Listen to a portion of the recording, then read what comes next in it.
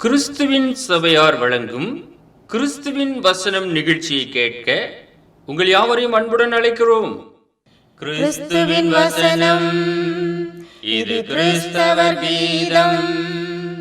பரிசுத்த வேதம் பறைசாற்றும் வசனம், கிறிஸ்துவின் வசனம், இது கிறிஸ்தவர் கீதம். கிறிஸ்துவின் சபையார் வாழ்த்தி வழங்கும் கிறிஸ்துவின் வசனம், இது கிறிஸ்தவர் கீதம். கிறிஸ்துவின் வசனம், கிறிஸ்துவின் வசனம், கிறிஸ்துவின் வசனம். வேதாகம செய்தி நேரத்திற்கு வரவேற்கிறோம். Welcome to the Bible message. அன்பானவர்களே, உங்கள் யாவரையும் ஆண்டவராய் இயேசு கிறிஸ்துவின் பரிசுத்தமான நாமத்தில் வாழ்த்து வரவேற்பதிலே மிகுந்த மகிழ்ச்சி அடைகிறோம். இதனால் கர்த்தருடைய செய்திக்காக பயப்படாதே, ஃபியர் நாட், பார்ட் 2 பகுதியை நாம் தியானம் செய்யும்படியாக இருக்கின்றோம். ஆபிரகாமை பார்த்து நீ பயப்படாதே என்று சொன்னார். ஆதியாகமம் 15வது அதிகாரம் 1வது வசனம். இந்த காரியங்கள் நடந்த பின்பு கர்த்தருடைய வார்த்தை ஆபிரகாமுக்கு தரிசனத்திலே உண்டாகி, அவர், ஆபிரகாமே நீ பயப்படாதே, நான் உனக்கு கேடகமும் உனக்கு மகா பெரிய பலனுமாய் இருக்கிறேன் என்றார். பயப்படாதே என்று அவனை தைரியப்படுத்தினார். அன்பான சகோதரனே, சகோதரியே, தொலைக்காட்சி நேயரே, நீ உன்னுடைய வாழ்க்கையில பயந்து கொண்டு இருக்கின்றாயா? ஆபிரகாமுக்கு சொல்லப்பட்ட வார்த்தையை நினைவு கூறு. பயப்படாதே. நாம் ஏன் பயப்பட வேண்டும்? பிதாவாகிய தேவன் ஒருவர் இருக்கும்போது நாம் பயப்பட வேண்டிய அவசியம் இல்லை.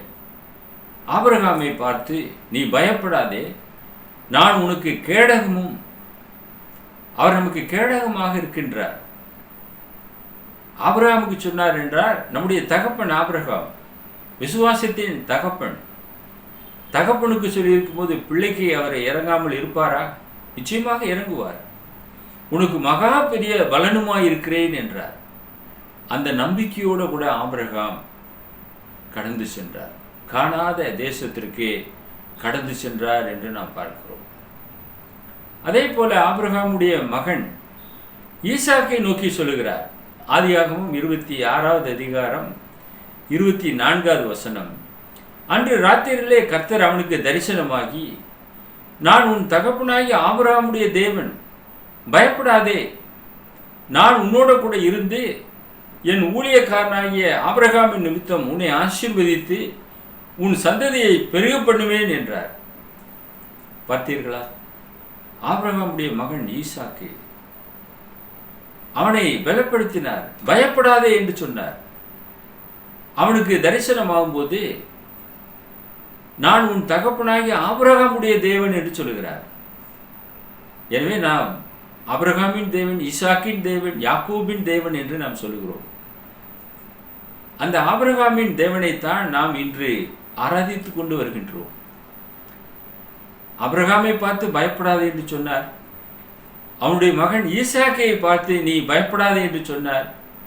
நான் உன்னோட கூட இருந்து என் ஊழியக்காரனாகிய ஆபிரகாமின் நிமித்தம் உன்னை ஆசீர்வதிப்பேன், உன் சந்ததியை பெருக பண்ணுவேன் என்றார்.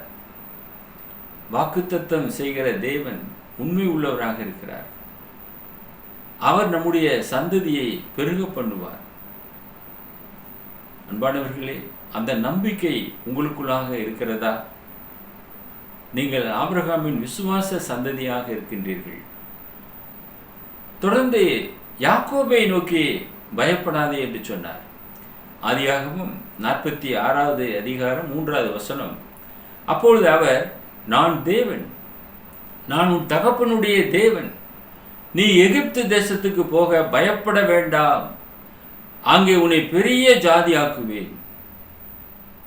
எகிப்து தேசத்திற்கு போவதற்கு யாக்கோபு பயந்து கொண்டிருந்தார். யோசேப்பு முன்னமே போயிட்டார். அங்கே போய் பெரிய மனுஷனாக மாறியாச்சு. அந்த தேசத்துக்கு அதிபதியாக இருக்கின்றான். அவனுடைய சகோதரர்கள் தானியம் கொள்ளும்படியாக போனார்கள்.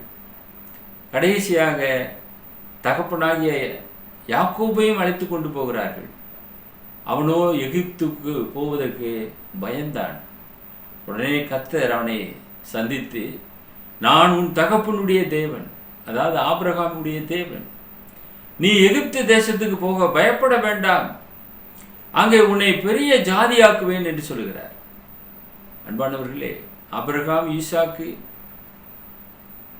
அவர்களை வழிநடத்தின தேவன், நான் உன்னையே ஆசீர்வதித்து நான் உன் தகப்பனுடைய தேவன் என்று அவனுக்கு திருவுளம் பெற்றுகிறார். நீ எகிப்து தேசத்துக்கு போக பயப்பட வேண்டாம், அங்கே உன்னை பெரிய ஜாதியாக்குவேன் என்று சொன்னார். அந்த விதமாக திரளான சந்ததிக்கு சொந்தக்காரராக யாக்கோபு இருந்தார். யாக்கோபு தான் இஸ்ரவேல் என்று அழைக்கப்படுகிறார். 12 கோத்திர பிதாக்களை பெற்றெடுத்த யாக்கோபு. போகும்போது இருந்த ஜனங்கள் மிக குறைவாக இருந்தார்கள். ஆனால் மோசே காலத்தில் அங்கிருந்து திரும்ப வரும்போது 6 லட்சத்துக்கும் மேற்பட்டவர்கள் எகிப்தை விட்டு அணி அணியாக புறப்பட்டார்கள் என்று நாம் வேதத்திலே படித்து தெரிந்து கொள்கிறோம். அதற்கு அடுத்தபடியாக மோசேக்கு அறிமுகமாகிறார். யாத்திராகமம் 3வது அதிகாரம் 6வது வசனம். பின்னும் அவர், நான் ஆபிரகாமின் தேவனும் ஈசாக்கின் தேவனும் யாக்கோபின் தேவனும் ஆகிய உன் பிதாக்களுடைய தேவனாய் இருக்கிறேன் என்றார். மோசே தேவனை நோக்கி பார்க்க பயந்ததினால் தன் முகத்தை மூடிக்கொண்டான். எனக்கு அன்பானவர்களே, தேவன் பயங்கரமானவர். அவரை கண்டு ஒருவன் உயிரோடு இருக்க முடியாது. ஒருவரும் சேரக்கூடாத ஒளியிலே வாசம் பண்ணுகிறவர் தான் நம்முடைய தேவன். மோசே தேவனை நோக்கி பார்க்க பயந்ததினால் தன் முகத்தை மூடிக்கொண்டான் என்று திருமறை நமக்கு போதிக்கிறது. அன்பானவர்களே, உலகம் பார்க்கிற பிரகாரமாக நீங்கள் தேவனை நோக்கி பாராதிருங்கள். உலகம் கண்டதெல்லாம் தேவன் என்று ஆராதித்துக் கொண்டு இருக்கிறது. ஆனால் அவர் ஜீவன் உள்ள தேவன், ஒருவரும் காணக்கூடாத ஒளியிலே அவர் வாசம் செய்கிற தேவன். அவரை கண்டு ஒருவரும் உயிரோடு இருக்க முடியாது. தேவன் ஆவியாக இருக்கிறார். ஆவிக்குரிய சாயலிலே நாம் நிச்சயமாக ஒரு நாள் அவரை சந்திப்போம். அந்த நம்பிக்கையோடு இருந்து இங்கே தேவனுடைய உடன்படிக்கைகளை கை கொள்ளுங்கள். அடுத்ததாக மோசேக்கு அடுத்ததாக வரக்கூடிய நபர் யோசுவா. யோசுவா 8வது அதிகாரம் 1வது வசனம். அப்போது கர்த்தர் யோசுவாவை நோக்கி, நீ பயப்படாமலும் கலங்காமலும் இரு. நீ யுத்த ஜனங்கள் யாவரையும் கூட்டிக் கொண்டு எழுந்து ஆயி பட்டணத்தின் மேல் போ. இதோ ஆயின் ராஜாவையும் அவன் ஜனத்தையும் அவன் பட்டணத்தையும் அவன் நாட்டையும் உன் கையிலே ஒப்பு கொடுத்தே என்று அவனுக்கு திருவுளம் பெற்றினார். ஆபிரகாம் துவங்கி ஒவ்வொருவருக்கும் தன்னை காண்பித்து வருகிறார். நீ பயப்படாதே என்று சொல்லி அவர்களை தேற்றி வருகிறார். இப்பொழுது இந்த யோசுவாவையும் தேற்றுகிறார். நீ பயப்படாமலும் கலங்காமலும் இரு. இன்னைக்கு அநேகருடைய வாழ்க்கையிலே பயம், கலக்கம், நடுக்கம் ஒவ்வொருவரையும் பிடித்து கொண்டே போகிறது. நீங்கள் ஒருபோதும் பயப்படாதிருங்கள். ஏனென்றால் நம்முடைய முற்பிதாக்களை வழிநடத்தின தேவன் அவர்களை தைரியப்படுத்தினார். நீ பயப்படாமலும் கலங்காமலும் இரு என்று யோசுவாவை தைரியப்படுத்தினார். நீ யுத்த ஜனங்கள் யாவரையும் கூட்டிக் கொண்டு எழுந்து ஆயி பட்டணத்திலே போ. எரிகோவிலே அவர்கள் வெற்றி அடைந்தார்கள். அதே போல ஆயிலும் வெற்றி அடைவார்கள் என்ற நம்பிக்கையோடு கூட அங்கே கடந்து போக சொல்லுகிறார். ஆயின் ராஜாவையே ஜனத்தையும் அவன் பட்டணத்தையும் அவன் நாட்டை உன் கையிலே ஒப்பு கொடுத்தேன் என்று சொல்லுகிறார். அதனால நீ பயப்பட வேண்டாம், தைரியமாக நீ போகலாம் என்று சொல்லுகிறார்கள். அந்த முழு நிச்சயத்தோடு, அந்த முழு தைரியத்தோடு அவர்கள் கர்த்தர் மேல் வைத்த நம்பிக்கையிலே எல்லா பட்டணங்களையும் அவர்கள் ஜெயித்து வெற்றி அடைந்தார்கள் என்று நாம் பார்க்கிறோம். சாலமோன் ராஜா, தாவீதுக்கு பின்பதாக வந்து சாலமோன் ராஜாவை நோக்கி பயப்படாதே என்று சொன்னார். 1 நாளாகமம் 28வது அதிகாரம் 20வது வசனம். தாவீது தன் குமாரனாகிய சாலமோனை நோக்கி, நீ பலங்கொண்டே தைரியமாயிருந்து இதை நடப்பி நீ பயப்படாமலும் கலங்காமலும் இரு. தேவனாய கர்த்தர் என்னும் என் தேவன் உன்னோடே இருப்பார்.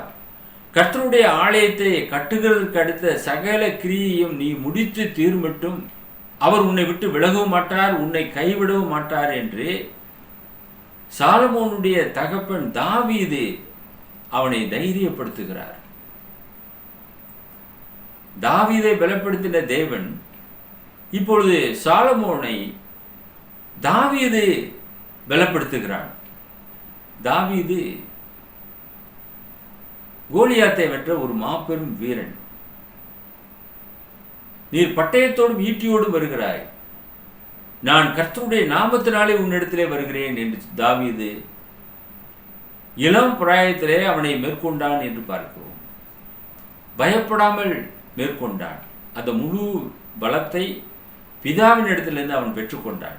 எனவே சாலமோனை நோக்கி, நீ பலங்கொண்டு தைரியமாயிருந்து இதை நடப்பி நீ பயப்படாமலும் கலங்காமலும் இரு.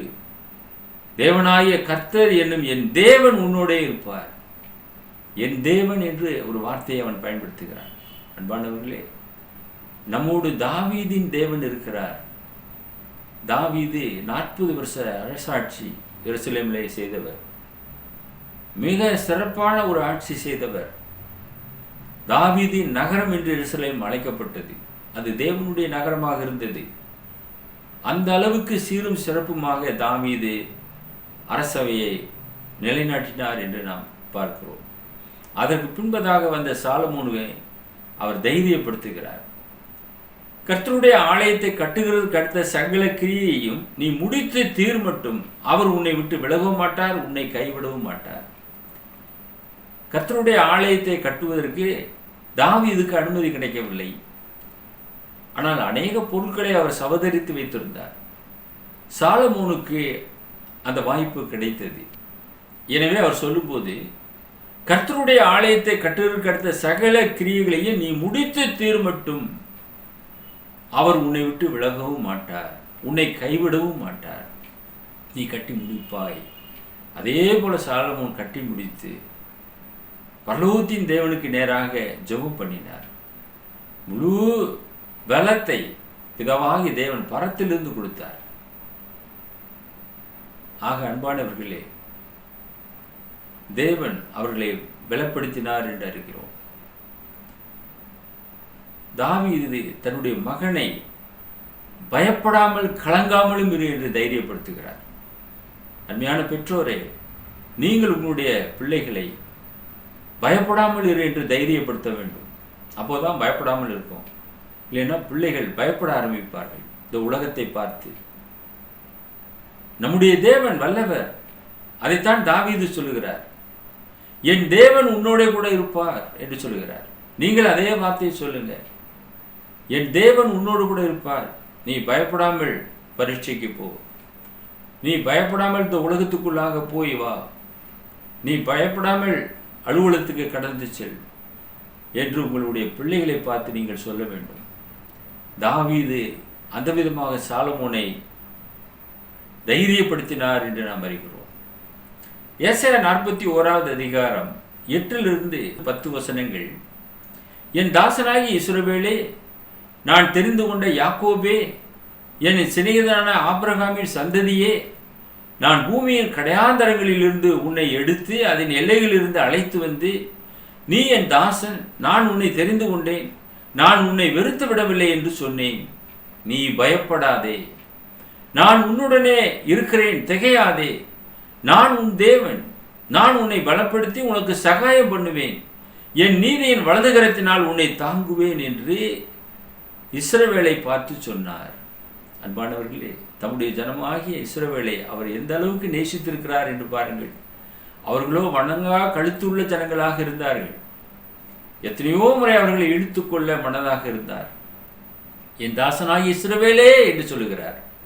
நான் தெரிந்து கொண்ட யாக்கோபே, என் சிநேகிதனான ஆபிரகாமின் சந்ததியே. ஆபிரகாம் தேவனுடைய சிநேகிதன் எனப்பட்டான். தேவனுடைய விருப்பத்தை நிறைவேற்றினான். ஈசாக்கை பலியாக ஒப்பு கொடுத்தான். அதனால என் சிநேகிதனே என்று ஆபிரகாம் அழைக்கப்பட்டான். என் சிநேகிதனான ஆபிரகாமின் சந்ததியே, அந்த சந்ததியில் வந்தவர்களே யாக்கோபே என்று சொல்கிறார். நான் பூமியின் கடையாந்தரங்களிலிருந்து உன்னை எடுத்து அதன் எல்லைகளிலிருந்து அழைத்து வந்தேன். எல்லாரையும் ஒன்று சேர்த்தார். யாக்கோபு ஆசீர்வதிக்கப்பட்ட சந்ததி. எகிப்திலே அடிமைகளாக இருந்தார்கள். 430 வருடங்கள் அடிமைகளாக இருந்தார்கள். நீ என் தாசன், நான் உன்னை தெரிந்து கொண்டேன் என்று சொல்கிறார். உங்களையும் என்னையும் தேவன் தெரிந்து கொள்ளுகிறார். அவராலே தெரிந்து கொள்ளப்பட்டவர்கள் சிலர், அழைக்கப்பட்டவர்கள் அநேகர். நான் உன்னை வெறுத்து விடவில்லை என்று சொன்னேன், நீ பயப்படாதே என்று யாக்கோபின் சந்ததியை பார்த்து சொல்கிறார். நான் உன்னுடனே இருக்கிறேன். நம்முடைய ஆண்டவராய் இயேசு கிறிஸ்து நம்மோடு கூட இருக்கிறார். சதா காலங்களிலும் உங்களோடு கூட இருப்பேன் என்று சொன்னார். நீங்கள் ஒருபோதும் மறந்து போகாதீர்கள், தேவன் நம்மோடு கூட இருக்கிறார். எத்தனை பேர் நம்மை கைவிட்டாலும் சரி, உறவுகள் கைவிட்டாலும் சரி, நண்பர்கள் கைவிட்டாலும் சரி, பிள்ளைகள் கைவிட்டாலும் சரி, பெற்றோர் கைவிட்டாலும் சரி, இயேசு நம்மோடு கூட இருக்கிறார். அதைத்தான் யாக்கோபுக்கு சொன்னார், நான் உன்னுடனே இருக்கிறேன், திகையாதே, நான் உன் தேவன் என்று சொன்னார். நான் உன்னை பலப்படுத்தி உனக்கு சகாயம் பண்ணுவேன், என் நீதியின் வலது கரத்தினால் உன்னை தாங்குவேன்.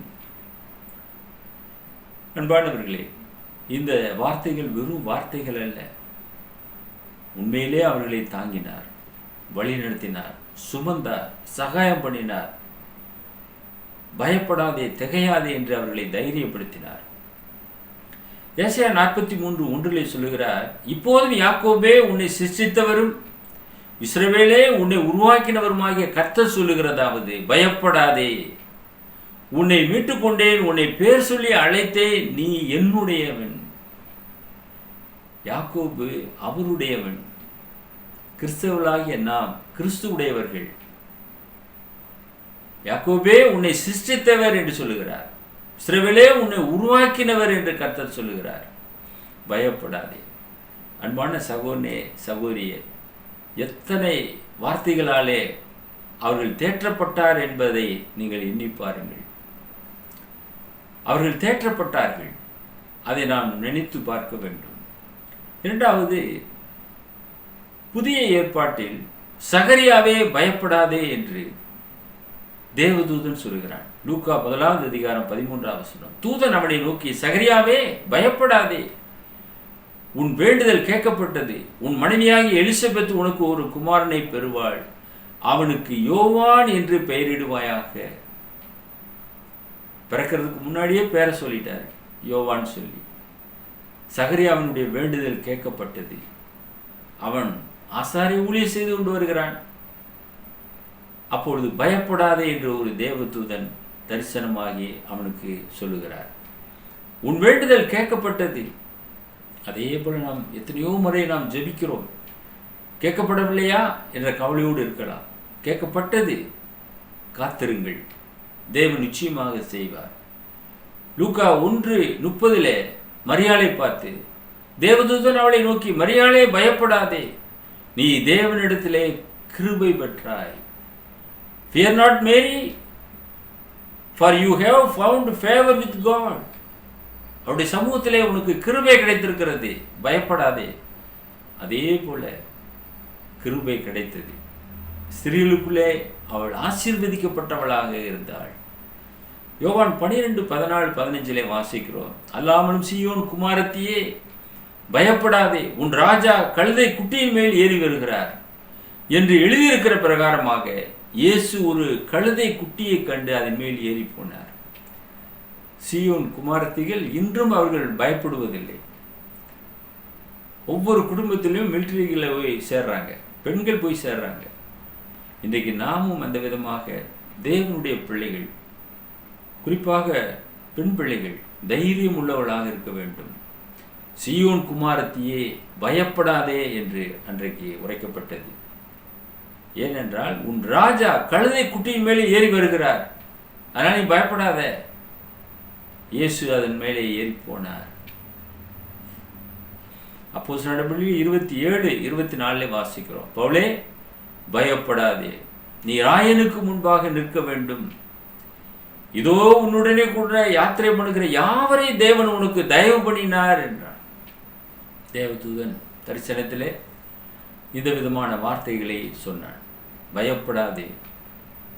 ஆபிரகாம் துவங்கி ஒவ்வொருவராக பயப்படாதே பயப்படாதே என்று பலப்படுத்தி வருகிற தேவன் அப்போஸ்தலர்களையும் பயப்படாதே என்று சொன்னார். குறிப்பாக பவுலை இங்கே நாம் காண்கிறோம். பவுலே பயப்படாதே, நீ ராயனுக்கு முன்பாக நிற்க வேண்டும், அதனால உன்னோடு கூட பயணிக்கிற யாவரையும் நான் தயவு பண்ணினேன், காப்பாற்றினேன். அதே போல அவர்கள் காப்பாற்றப்பட்டார்கள்.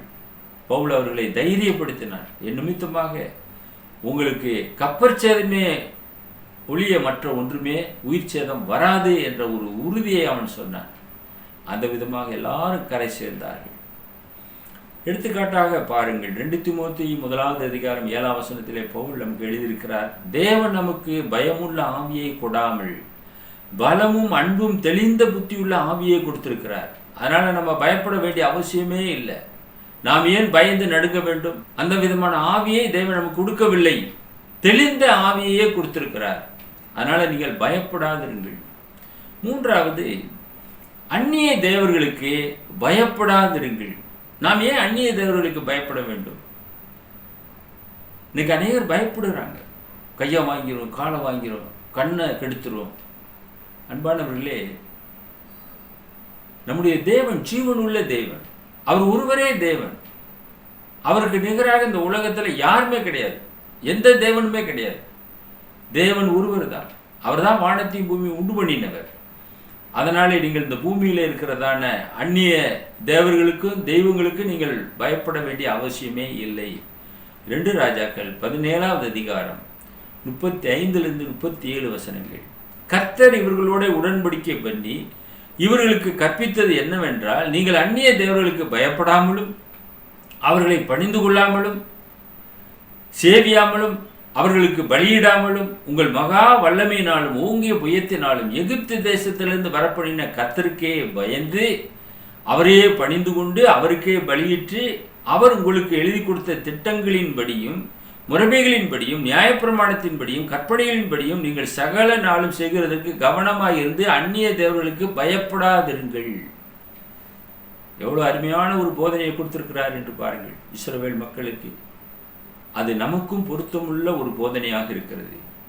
நீங்கள் அந்நிய தேவர்களுக்கு பயப்படாமலும் அவர்களை பணிந்து கொள்ளாமலும் சேவையாமலும் அவர்களுக்கு பலியிடாமலும் வல்லமையினால் ஓங்கிய புயத்தினாலும் எகிப்து தேசத்திலிருந்து அழைத்து வந்த கர்த்தருக்கே பயப்பட வேண்டும். அவருக்கே பணிந்து கொண்டு அவருக்கே பலியிடுங்க. அவர் எழுதி கொடுத்த திட்டங்கள், முறைமைகள், நியாயப்பிரமாணம், கற்பனைகள் சகல நாளும் செய்கிறதற்கு கவனமாக இருந்து அந்நிய தேவர்களுக்கு பயப்படாதிருக்கு. நாம் என்றுமே பயப்படவே கூடாது. கற்பனைகளுக்கு பயப்பட வேண்டும், தேவனுக்கு பயப்பட வேண்டும். அவர் ஒருவருக்கே நாம் ஆராதனை செய்ய வேண்டும்.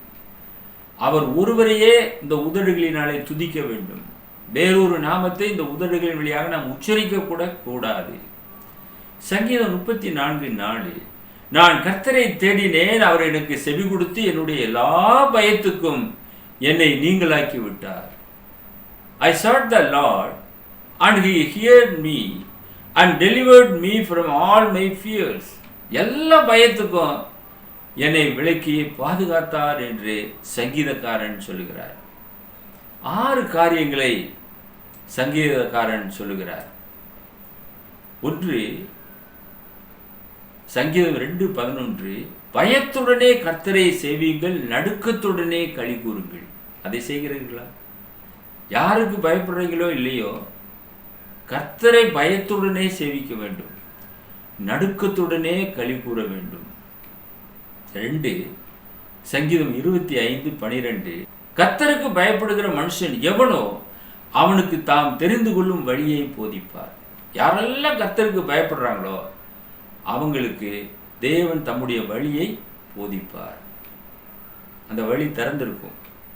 3வது, சங்கீதம் 25:14, கர்த்தருடைய ரகசியம் அவருக்கு பயந்தவர்களிடத்தில் இருக்கிறது, அவர்களுக்கு தம்முடைய உடன்படிக்கையை தெரியப்படுத்துவார். பவுல் சொல்கிறார் இல்லையா, அந்த ரகசியம் பெரியது. நான் கிறிஸ்துவை பற்றியும் சபையை பற்றியும் சொல்கிறேன். அந்த ரகசியம் புதிய ஏற்பாட்டு கிறிஸ்தவர்களுக்கு வெளிப்பாடாக இருக்கிறது. புது உடன்படிக்கையை கைக்கொள்ளுகிறவர்கள் கர்த்தருடைய சபையிலே நிலைத்திருக்கிறார்கள். பயந்தவர்களுக்கு தான் அந்த ரகசியம் வெளிப்பாடாகும்.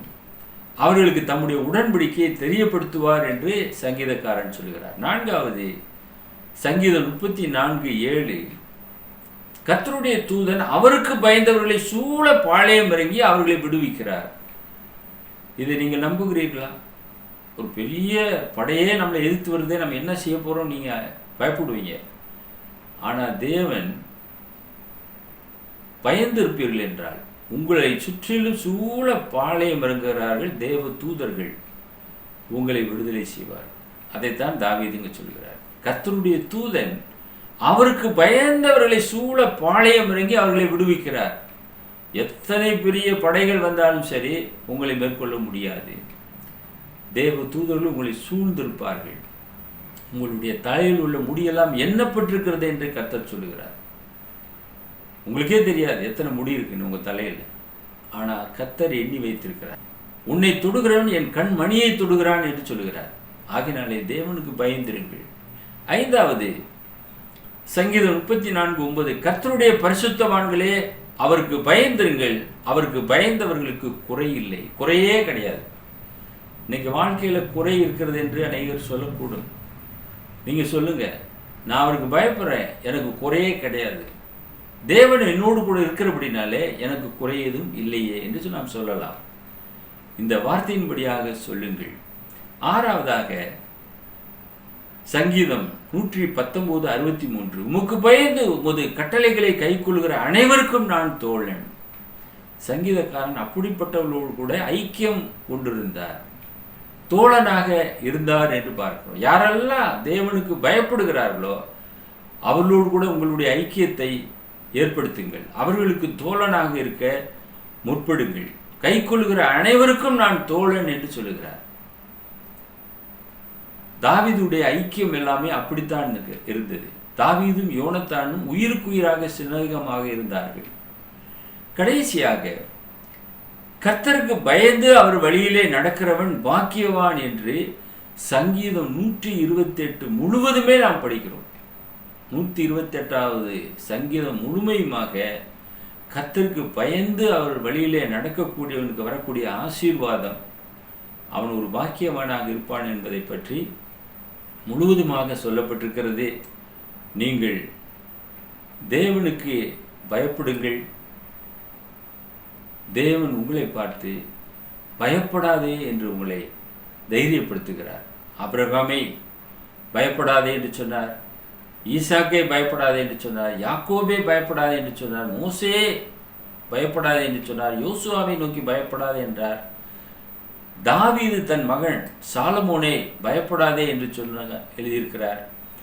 தமது ஜனமாகி இஸ்ரவேலை பயப்படாதே என்று சொன்னார். புதிய ஏற்பாட்டிலே சகரியாவை பார்த்து பயப்படாதே என்று சொன்னார், மரியாளை பார்த்து பயப்படாதே என்று சொன்னார். சீயோன் குமாரத்தியே நீ பயப்படாதே என்று இயேசு சொல்லுகிறார். பவுலை நீ பயப்படாதே என்று தேவதூதன் அவனை பார்த்து தைரியப்படுத்தினான். தேவன் நமக்கு பயமுள்ள ஆவியை கொடாமல் பலமும் அன்பும் தெளிந்த புத்தியுமுள்ள ஆவியை கொடுத்திருக்கிறார். அந்நிய தேவர்களுக்கு பயப்படாதிருங்கள், தேவன் ஒருவரையே ஆராதனை செய்யுங்கள். கர்த்தர் உங்களை ஆசீர்வதிக்கத்தக்கதாக உங்களுக்காக நாங்கள் ஜெபம் செய்கிறோம். எங்களை நேசித்து வழிநடத்துகிற பரலோகத்தின் பிதாவே, ஆபிரகாம் முதல் புதிய ஏற்பாட்டு காலத்திலே அப்போஸ்தலனாகிய பவுல் வரைக்குமாக பயப்படாதே என்று சொல்லி அவர்களை நீர் தைரியப்படுத்தியிருக்கிறீர். அதே போல எங்களையும் நீர் தைரியப்படுத்துகிறீர். அதற்காக ஸ்தோத்திரம். உமக்கு பயந்தவர்களை சூழ பாளையம் இறங்கி தேவதூதர்களை கொண்டு காப்பாற்ற நீர் அறிந்த தேவனாக இருக்கிறீர். அதற்காக ஸ்தோத்திரம். இந்த நிகழ்ச்சியை பார்த்து கொண்டிருக்கிற அருமையான நேயர்கள் பயத்தோடு நடுக்கத்தோடு உமக்கு ஆராதனை ஏறெடுக்கவும், உம்மாலே அவர்கள் பலப்படுத்தப்படவும், உம்முடைய சத்திய வசனத்தினாலே அவர்களை அனுதினம் தேற்றி வழிநடத்தியதை வேண்டுமாய் எங்கள் அருமை ஆண்டவர் இயேசு கிறிஸ்துவின் பரிசுத்தமான நாமத்தில் இந்த ஜெபத்தை தாழ்மையோடு ஏறெடுக்கிறோம் எங்கள் பரலோகத்தின் பிதாவே. Amen. View our The Word of Christ program on YouTube channel.